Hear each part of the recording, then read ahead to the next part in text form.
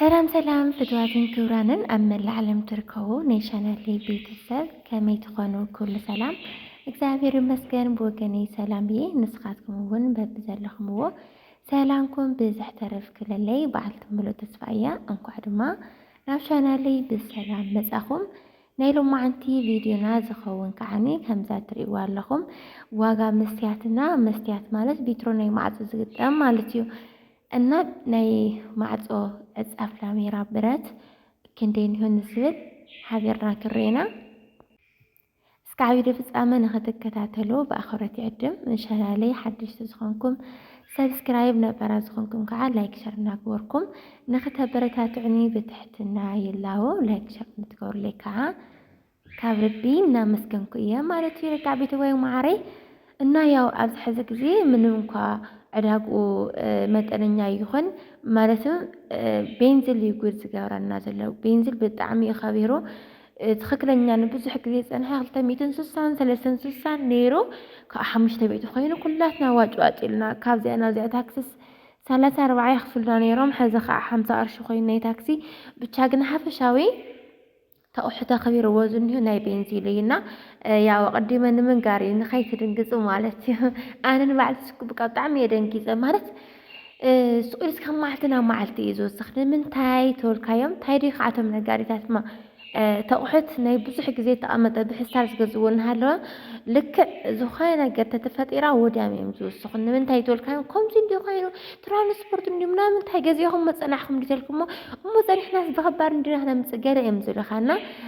ብቻ ግን ናይ ቤንዚል ምኽባር እምበር ካልእ ይኾነን ከምኡውን ያው ምስቲ ዝኒሄው ናይ ተዓዱ ቅልውላው ከም ድሌትካ ምምፃእ ምኻድን እውን የለን ማለት እዩ። ሕዚ መስትያት ካብ ኣዲስ ኣበባ እዩ ዝመፅና ንዑ እውን ይኸውን ስለዝተኸለኩም ደለይ ቀድመቲ ዋጋ መንጋረይ ዕዳጋስ ክቕንስ እዩ ሓደ ምስ መንገዲ ምዕፃዊ ካልኣይ ከዓ ናይቲ ቤንዚል ምኽባር እምበር ክቕንስ እዩ። ስለዚ እቲ ዋጋ ግን ንገርና እንተኢልኩምኒ ዋጋ መስትያት ንካሬ ማለት እዩ ባይዘወይ ካሬ ማለት ንጎኒ ሓደ ንቁመት ሓደ በቃ ንእሽተን እያ ዝሮ ሓንቲ ሜትሮ ማለት እያ ን4 ሳይዝስ ሓንቲ ሜትሮ ዝኾነትስ ሓንቲ ካሬ ትበሃል ናይዚኣ ዋጋ ግን 4000 እዮም ዝብልዋ ያው ዝሮ ከም ሰው ከምቲ ዘልኩኹም ናይ ትዝኒሄ ሕምስ ማሱር ናይቲ ጋዝ ስለዝኾነ ናይቲ ቤንዚል ምውሳኽ ስለዝኾነ ኣብ ሓደ ሰብ 3700 3800 3700 ይብልካ እዮም ዝሮታ ዝኸበረት 4000 ግን ናይ ሎማዓንቲ ዋጋ እየ ዝነግረኩም ኣለኹ ፅባሕ ካልእ እያ ትቐንስ ትውስኽ እያ ማት ዕዳጋ ነገር ዕዳጋ ስዋጣ እዩ ሰኢዱ በቃ ሓደ ግዜ ይውስኽ ሓደ ግዜ ይቐንስ እዩና እዚኣ ግን ያው ልብ በልዋ ማለት ናይ ሎማዓንቲ ዕዳጋ እየ ዝነግረኩም ኣለኹ። ካብኡ ማዕፀ እዩ ከምዚ ትሪእዎ ኣለኹም ዓይነት ማዕፀ ደሞ በቲ ቀዳማይ ደረጃ ማለት እዩ ማለት ቀዳማይ ደረጃ ኢሎም እዮም ዝነግሩኻ ቀዳማይ ይሰርሕዎ ድዮም ይሰርሕዎን ያው ንባዕልቶም ንገድፈሎም ኢና ዝሮ ግን ከምዚ ዓይነት ማዕፀ ስራርሓ ብጥዑይ ንካሬ ማለት እዩ ብ7,300 ይግረምኩም ደቂ ዓበይቲ ወይ ማዕረይ ብጣዕሚ እዩ ዝገርም ግዜ ፅቡቕ ኣብዚ ብፅሕና ዝሮ እንታይ ክንብል ኮይናዋ ካልእቲ ቀራይ ቅድሚ ወርሒ ይኸውን 6,500 ነይሩ ሎሚ ትሪእዎ ኣለኹም 7,300 ይብሉ ኣለዉ ሲ ንሳውን ሓንቲ ቦታ ይጠየቐ ካልእ ቦታ ዝውስኽ ዝቐንስ ክህሉ እንድዩ ኣፍታ ዝጠየቅዋ ቦታ ግን 7,300 ኢሎም ንስገሪምኒ ሓንቲ ክላስ ማዕፆ ተቃረየኒ ነይራ ኣትምሰማዓት እየ ከስራ ሓይደ ሰቂቐ ክመውት በቃ ሰዓን ድሕና ግዜ ምግዛዕ እና ናብ ሂወተይ ታይተማሂረ ንፅባሕ ዝበሃል ስራሕ በቃ እንታይ ዝኣክል ከም ዝጎድእ እንታይ ዝኣክል ከም ዘናስሕ እየ ኣነ ተማሂረና ደቂ ዓበይቲ ወይ ንፅባሕ ይትበሉ ገንዘብ ተሊኣተኩም ኣብ ኢድኩም ገንዘብ ተሊኩም ብስሩ ንፅባሕ ዝሓሰብኩምዎ ስራሕ ንፅባሕ ይትበሉ ካብኡ ከዓኒ ገንዘብ ውሒድኩም ግን ድማ ትስራሕ ደሊኹም ተቕሓት ክትገዝእዎ ደሊኹም ተኮይንኩም ካብ መሓዛኹም ድዩ ካብ ዕቁብኩም ድዩ ጌርኩም በቃ ንፅባሕ ዘይምባል ንወደፊታት ታትደልይዋ ነገር ምግባር እያ ማለት እዩ። ስለዚ ብጣዕሚ ይወሲኹን ኢሆ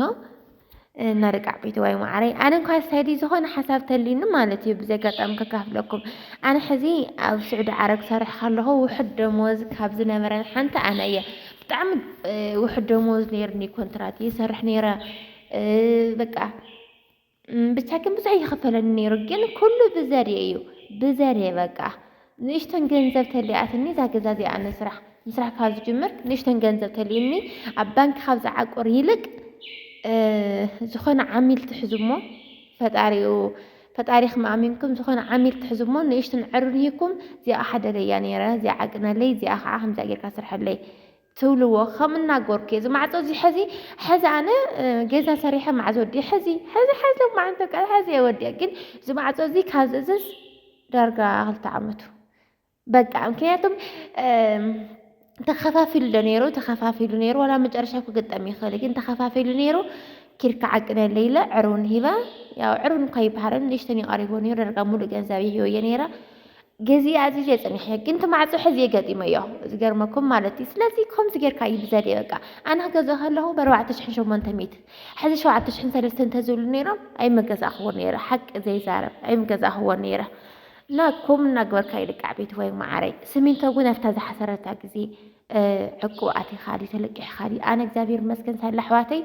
ندحرتي والقي بقى زل اليوم أنا شتبه الجزء إذا أمر كنياتهم جزء يفضل كاب ورحي مجابيت كاب ورحي يكاتيت بقى لك ترق ما شما زلوا سكابتك أمتي خرمت ودي سكابتك أمت زلوا بتعم خبر أيو خوني خنا وحد بتعم يحمس مسوز إنه أنا يا أقرأ من قد هون المهارين بار كل جزء صار حيوائي سلاسي كم زي مسر واقع مسياتنا واقع انت مالتي واقع معضو كاو حزي نحن خلاص كني تأخرنا نتيلكم حنت خلاص سالون مالتي حزي سالوني أنا ببزحي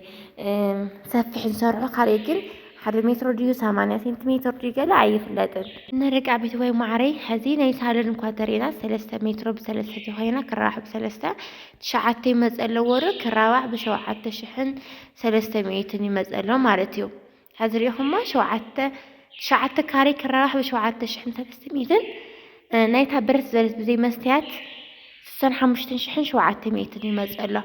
كاو ناي سرابيس كعترينا شي مبزحتو سرابيس بتشا 1 متر و9 سنتيمتر 9 نولو 0.9 كرابح